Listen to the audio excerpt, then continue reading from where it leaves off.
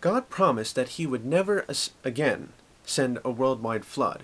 And I don't care what the liberal Christians or creationists out there try to say, oh, it was only a local flood, when the abundant evidence for a worldwide flood is actually in plain sight, and the flood is the basic reason why everything looks so normal, and the flood messed up the real estate big time, and that's why everything in the world looks so old.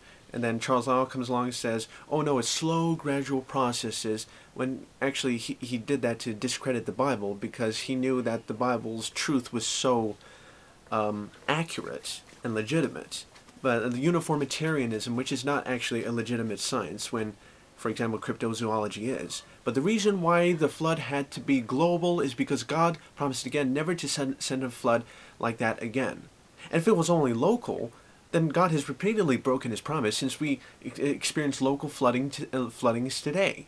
But it had to be worldwide, because plus like the oceans and everything such as the like. I also wanted to discuss another thing. Why is it that a lot of liberal scientists out there say, oh, there must have been a destructive global flood on Mars, which hardly constitutes any water, but they don't think we had a global flood while we have a lot of water? What kind of shallow thinking or flawed logic is that? All right? Oh, Josiah, he's I2, I35, he's destroying science and reason. I'm just trying to bring people back to proper science and reason.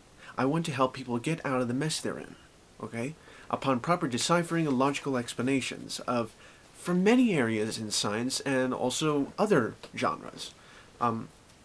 So the flood had to be global, because God promised never to again send such a flood like that to destroy man off the face of the earth. Like, man was more than wicked back then. Like, I'm glad I don't have a time machine actually to go back to see what it was like, but thank God that there was only one righteous man, Noah. By the way, I don't imagine Noah as a old man with a long white beard. I imagine him as like a giant with the John the Baptist, okay? And that the ark was like super tanker sized, and the wood was a lot stronger back then, pre-flood conditions, and that all the design in it was so good, like 3 decks, like the heavier animals on the first floor, the not so heavy animals on the second floor, and the lightest animals on the third floor, alright? And please put away preconceived ideas of that movie Inherit the Wind, which tries to show that Christians are, Christians and creationists are mean and deceitful. Actually, in real life, it's the opposite. And they are the ones who are mean and cuss and swear and don't logically argue at all. They just want to... They're so malicious, if I'm trying to get a proper point across to you.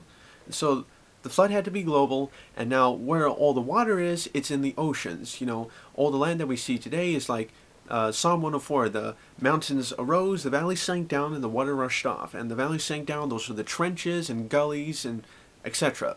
And there was indeed an ice age, but when all the ice started to melt, that's when the water arose, and that's how Japan was no longer connected to China or Korea. Okay? It's just amazing. It's fun being a Christian because everything makes a whole lot more sense. And I dare say there are many things. If I were an evolutionist, I would have headaches all the time. Oh, how do I explain this? This doesn't fit with my theory.